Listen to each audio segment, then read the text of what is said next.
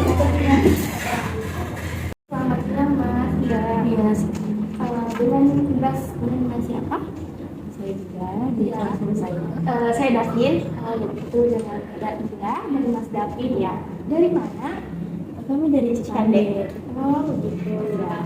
Baik. Sebelumnya perkenalkan ya, saya dengan Dian Zahra yang bertugas pada siang hari ini. Mas dari banyak kesini ada perlu apa ya? Ada yang bisa saya bantu? Nah, kebetulan kan sebelumnya saya dengan suami saya ini akan melakukan pernikahan.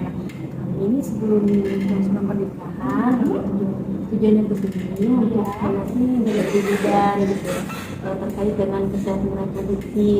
Kami ingin tahu lebih dahulu sebelum menikah, apalagi terkait dengan hubungan seksual gitu ya.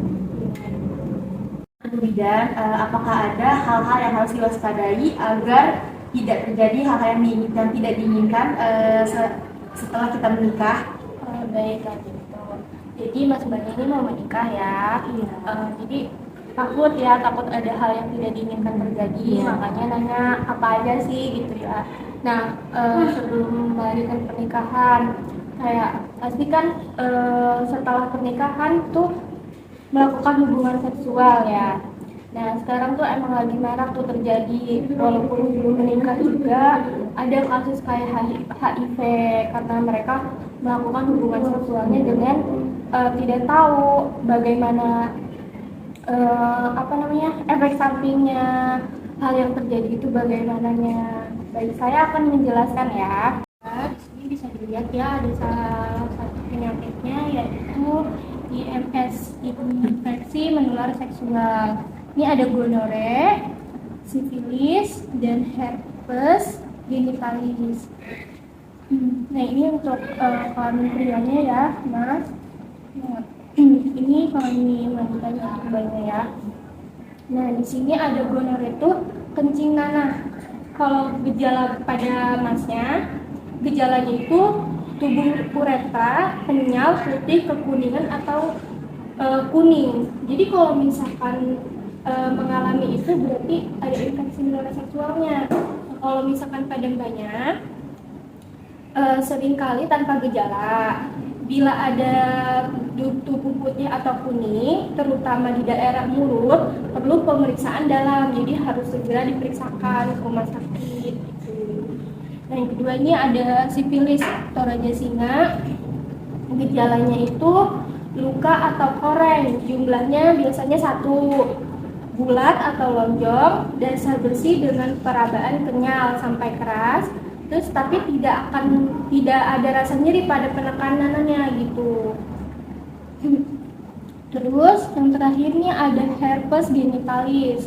Untuk mbaknya ya, terutama gejala genital pertamanya itu diawali dengan bintik, kelentingan, luka atau erosi berkelompok di atas dasar kemerahan. Terus rasanya itu sangat nyeri mbak, terus kenyal disertai gejala sistemik begitu. Kalau misalkan genital kambuhnya itu timbul berlebihan, kelelahan dan lain-lain. Umumnya itu lesinya itu tidak sebanyak seberat lesi pertama begitu mbak. Sejauh ini yang sudah saya jelaskan tentang infeksi menular seksual, apakah ada yang ingin ditanyakan sebelum saya lanjut ke berikutnya? Untuk pencegahan itu ada nggak ya? Baik, untuk pencegahan dari masnya ya, terutama yang ini gonore atau kencing nanah, itu pencegahannya tidak berhubungan intim, setia pada pasangan mas ya. Terus menggunakan kondom juga jangan lupa. Nah untuk mbaknya yang tadi itu herpes genitalis ya, tidak berhubungan intim juga, setia pada pasangan, menggunakan kondom juga gitu. Sama pokoknya pencegahannya gitu ya. Oke. Nah baik, untuk itu saya lanjut aja ya ke berikutnya. Infeksi saluran reproduksi atau ISR ya, terutama untuk mbaknya. Di sini ada Candidiosis vaginalis, Vaginosis bakterial, dan Trichomoniasis. Nah, kalau Candidiosis vaginalis itu gejalanya ada edema atau fisura, tubuh vaginanya yang bergumpal, terus putih, kadang-kadang dapat kental juga atau kekuningan gitu Mbak. Jadi kalau misalkan merasakan gejala itu langsung diperiksakan aja ya. Terus yang kedua ada vaginosis bakterial nih gambarnya.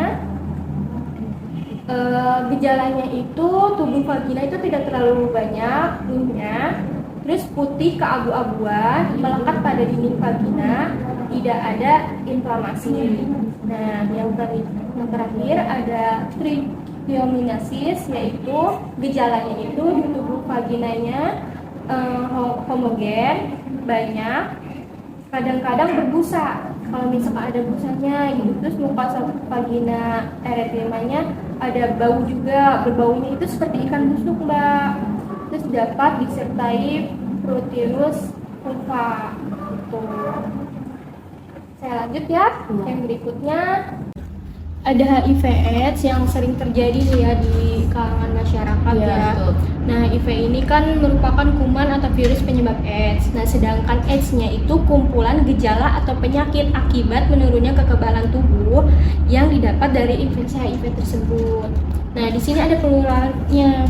Penularannya itu berhubungan seksnya tidak aman, para pengguna narkoba suntik bergantian, terus transfusi darah yang mengandung HIV dan juga HIV menular melalui ibu ke bayi pada saat kehamilan, persalinan dan ketika menyusui. Iya.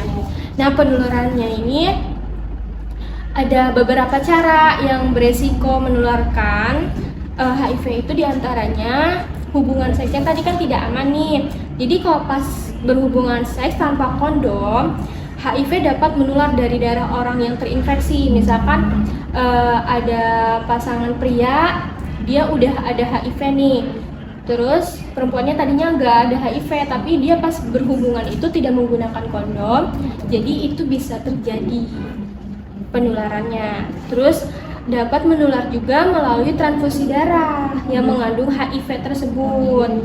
Terus selain dari jarum suntik yang tadi ini ya, para pengguna narkoba suntik bergantian, jadi beresiko juga tertular.